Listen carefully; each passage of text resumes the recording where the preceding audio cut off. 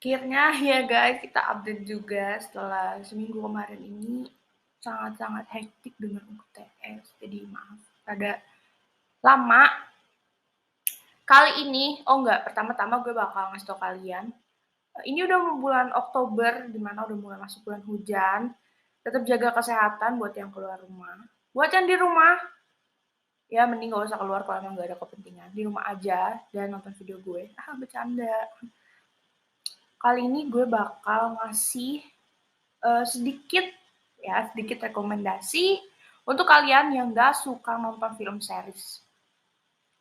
Karena jujur sih emang series tuh kayak banyak banget, durasinya lama banget, episodenya banyak banget, bahkan mungkin kalau di season 2, season 3 itu bakal pusing nonton. Jadi gue bakal ngasih kalian film recommendation yang wajib banget ditonton. Oke, tanpa basa-basi, langsung saja. Yang pertama ada Miracle in Cell Number 7. Ini kayaknya yang belum nonton nih, kalian tuh harus nonton karena semua orang itu tahu film ini dan udah nonton dan emang bagus. Bahkan ada review dari kakak gue yang gak suka nonton Korea, dia nonton. Bagus, kayak moral value-nya tuh banyak banget dan sedih sih dapat villa tuh dapat banget.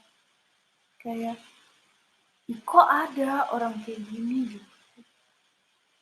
Kayak nggak habis pikir nggak sih kalau dia itu nggak bersalah, tapi dia nggak mau membenarkan dirinya gitu loh. Ngerti nggak sih, kayak dia tuh pengennya kayak ya udah deh orang-orang nyalain aja gue gitu. Padahal kasihan dia tuh punya anak gitu. Hanya pas udah besarnya, pas udah besarnya anaknya ini kayak dia mencoba untuk memperbaiki nama baik ayahnya. Walaupun ayahnya udah meninggal. Sedih banget gue nonton itu sampai crying, nangis banget, nangis banjir, nangis Bombay parah. Enggak nangis Bombay, gue nangis banjir. Kalian harus nonton, oke? Lalu yang kedua ada My Annoying Brother. Do Kyung Soo yang main. Enggak, bukan karena yang main, enggak, bukan. Tapi emang jalan ceritanya tuh beneran wow gitu loh. Kayak gue tuh beneran gue yang baper banget sama film apa gimana, tapi ini gue nangis. Dimana si Dio ini punya kakaknya ini nggak mau ngurus dia awalnya karena Dio ini buta. And you know kalau buta itu pasti nyusahin kali ya menurut si kakaknya ini. Tapi lama-kelamaan kakaknya kayak ya udahlah jalanin aja beradaptasi. Dan pada suatu ketika ternyata si kakaknya ini punya penyakit yang akut. Dia tahu dia tuh gak bakal bisa nemenin si Dio ini sampai sewajarnya gitu kali ya. Jadi si kakak nih dia kayak bikin Dio tuh mandiri, kayak apa-apa sendiri dan pokoknya si Dio ini buat diajarin tuh hidup tanpa orang gitu loh. Maksudnya secara tidak langsung dia ngasih tahu nih kalau gue itu umurnya gak bakal panjang gitu. Jadi lo harus bisa tanpa gue. Kayak mulai dari yang kecil-kecil aja, dari alas pintu itu dibikinin sama terus gagang buat pegangan lo jalan. Terus kayak piring-piring gelas itu diganti semua jadi plastik. Kayak sebenarnya itu tuh hal kecil ya, tapi nyentuh hati banget dan endingnya siapin tisu kalau nggak mau banjir atau baskom buat nadain air mata kalian karena kalian harus nonton. Ini film bagus banget. Lalu selanjutnya ada Train to Busan. Ini adalah film sejuta umat. Kenapa gue bilang sejuta umat? Karena 9 dari 10 orang ini pasti bakal nonton Train to Busan. Even dia kayak drama lovers atau bukan, itu dia nonton karena emang gimana ya? Gue ada nangisnya dia tegangnya ada, bahkan gue aja sendiri tuh nonton Train to Busan sendiri tuh nggak berani gitu. Karena emang gue dasarnya penakut, jadi gue tonton harus ada orang gitu di rumah. Kayak udah itu nggak penting, skip aja. Ini di mana orang-orang survive untuk bertahan hidup dari zombie. Gimana tuh? Coba aja tuh di Indonesia ada zombie. Tahu deh gue kayaknya jadi zombie selanjutnya. Nggak bercanda. Jadi bagus sih ceritanya. Dapat juga kayak tegangnya tuh dapat banget malah bukan dapat juga, dapat banget.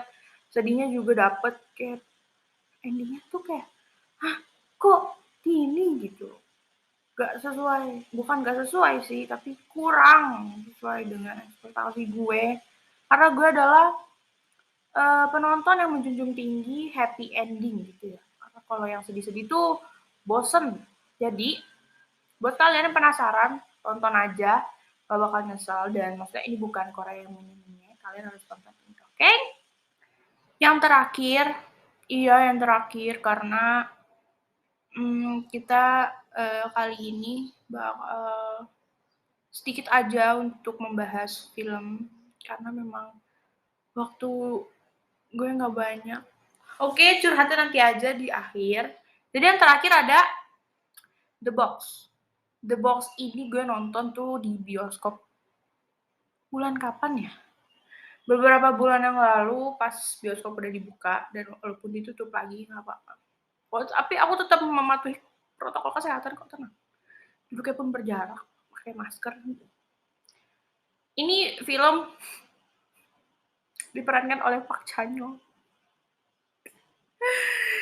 Sumpah ya, and you know gue adalah EXO-L. Buat kalian EXO-L tahu kan? Park Chan-young ini adalah main rappernya di EXO. Tetapi di sini dia tidak menjadi rapper, melainkan dia menjadi vokalis. Kalian tahu bagaimana kalau rapper menjadi vokalis itu kayak saya tidak bisa mikir dan saya tidak bisa menjelaskan seperti apa keadaannya saya saat mendengar Park Chan-young ini menyanyi. Di The Box ini dia itu punya trauma untuk standing di depan orang-orang gitu. Maksudnya waktu dia ada produser yang mau merekrut dia ini, dia itu kalau manggung atau ada job itu selalu pakai box kardus, jadi kayak yang kelihatan cuma mata atau dia ngeliat dari dalam doang. Dan pada akhirnya dia melepas boxnya dan oh my god, lagu yang dinyanyiin keren semua. Walaupun bukan lagu ciptaan dia, tapi oh ya, for your information lagunya tuh banyak lagu bahasa Inggrisnya. Jadi kalian gak bakal bosan untuk nonton dan dengerin suara emasnya Park Chan-young. Gue seneng banget, gue sampai kayak bakal muter-muterin film ini lagi dan gampang karena ditontonnya sekarang udah ada di mana-mana. Keren banget soalnya kayak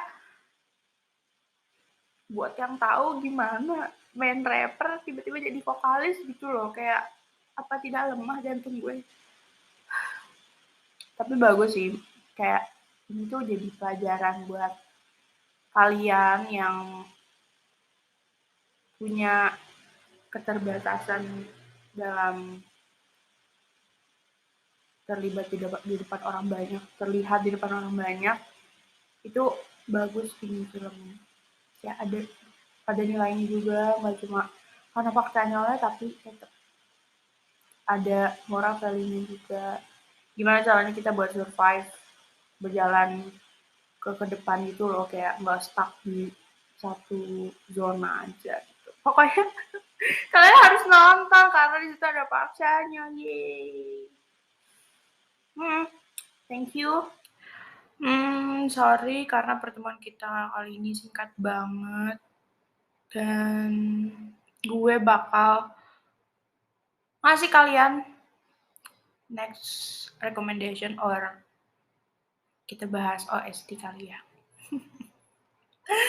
Karena jujur ya guys, sedikit kasih tahu. Kalau OST di drama-drama itu tuh bener-bener sangat nempel nih di telinga, di otak tuh pasti selalu kepikiran. Kayak kita bahas itu seru gak sih? Maaf banget, sekali lagi maaf banget karena durasi kita nggak sebanyak biasanya. Karena ya benar, kita lagi UTS dan benar-benar kayaknya gue hampir stres. Udah, bukan hampir tapi udah. Karena UTS yang wow, gue belum pernah mengalami ini. Ya maklum karena kita maba, kita harus ya udah jalanin aja. Pelan-pelan kita cari mana yang lebih prioritas untuk dikerjakan. And kata-kata terakhir gue adalah ya udah ikhlasin aja. Nggak bohong.